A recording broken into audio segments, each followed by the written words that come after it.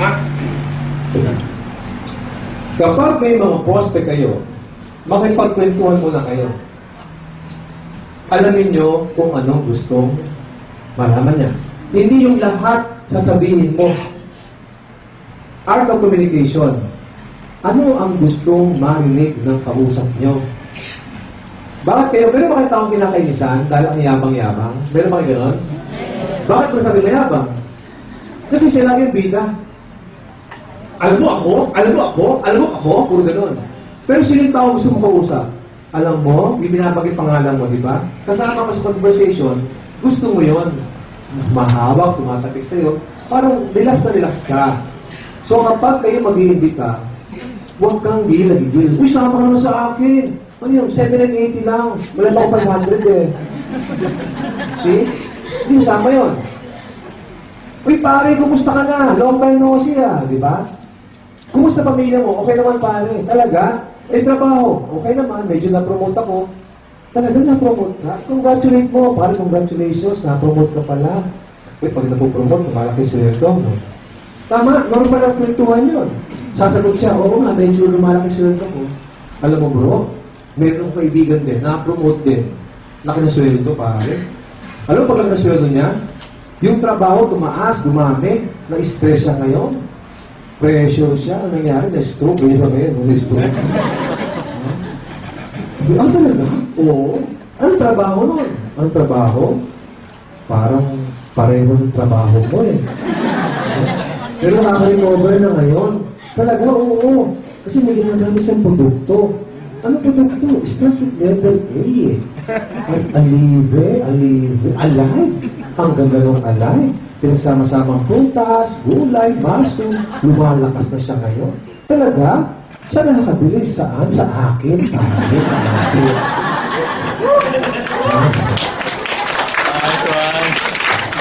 Ano kaya? Ibig sabihin mga kaibigan, kailangan alamin nyo ang pangailangan ng prospect nyo. Third party approach, importante. Kailangan medyo artista kayo. Third party. Pag may nakita ka, kasi di ba ngayon, nung na-involve ka rito, lahat, dati, kapag may nakakasulubong ka, classmate ko dati yun ah. Di ba dati pag gano'n? Umiiwas kayo, ayaw makapagbentuhan. Pero ngayon, kahit hindi mo kilala, mukhang kilala ko ito eh. Mukhang kilala ko eh.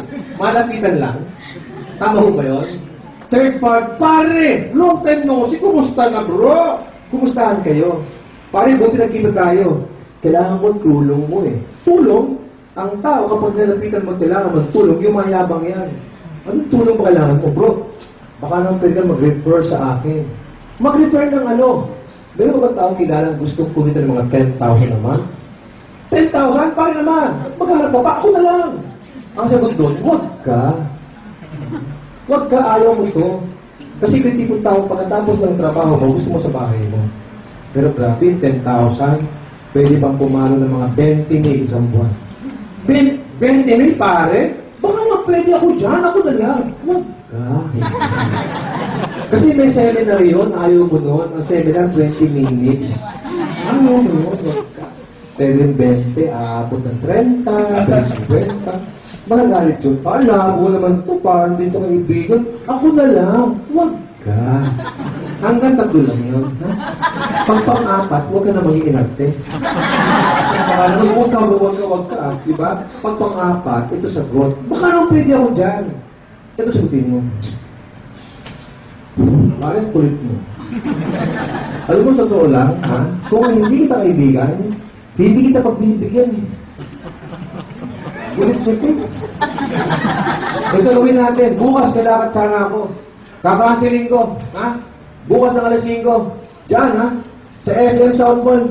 Magkita alas 5. Hintayin mo ako doon. Pag nalit ako, hintayin mo ako, ha? Sige na. Sige na.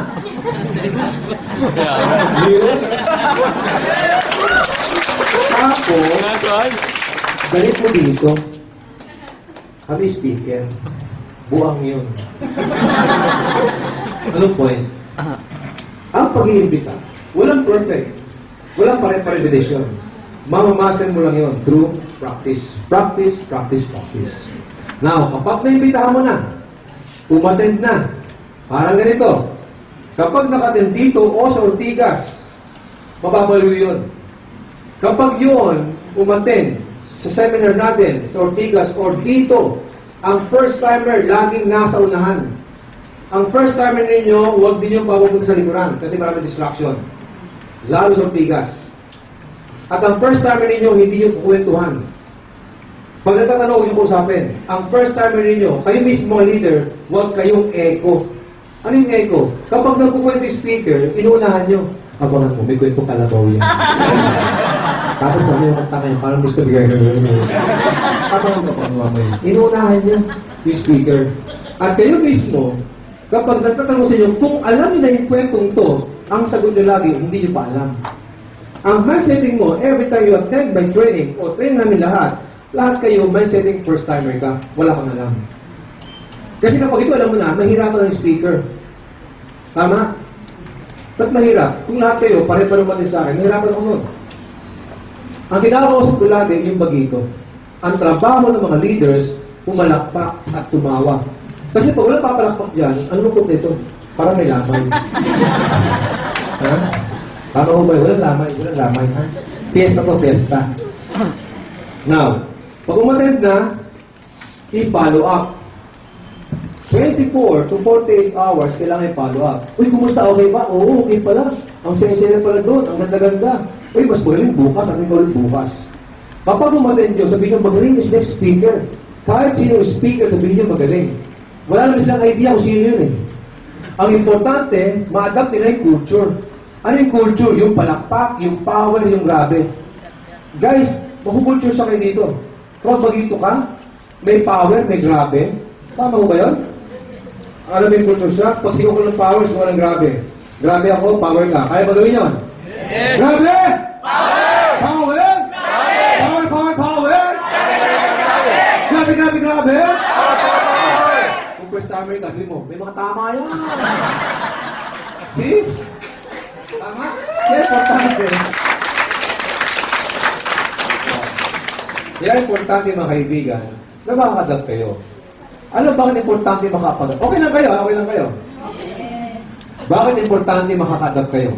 Kapag may mga tao kinukwentuhan kayo, pinag-uusapan yung pangarap, hindi ba sila nakakapaguyan sa inyo?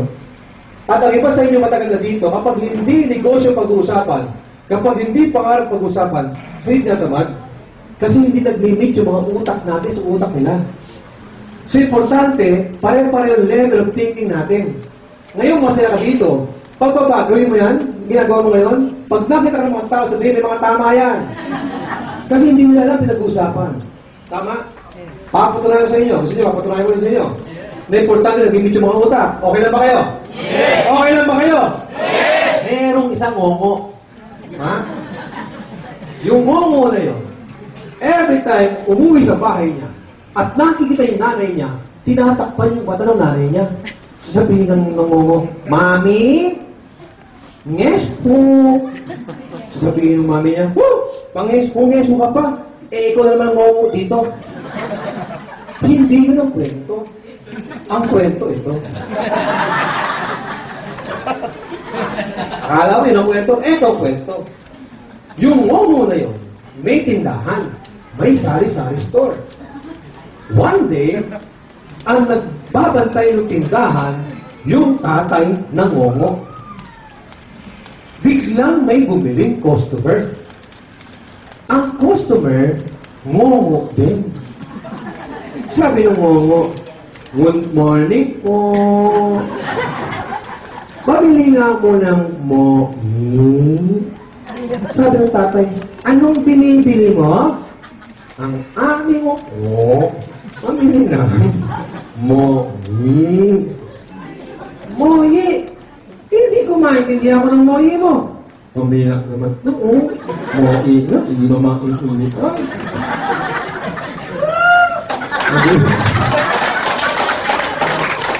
Ang ginawa ng tatay, tinawag yung anak ng ngongo. Hoy, anak! Halika nga dito. Ano mo ngayon, tay? Punta ka dito, may nabili. Hindi ko maintindihan. Ang nanilang ba? Nandiyan mo ako. Pagpunta ng anak ng ngongo, at nagkita sila, Oy! Friend!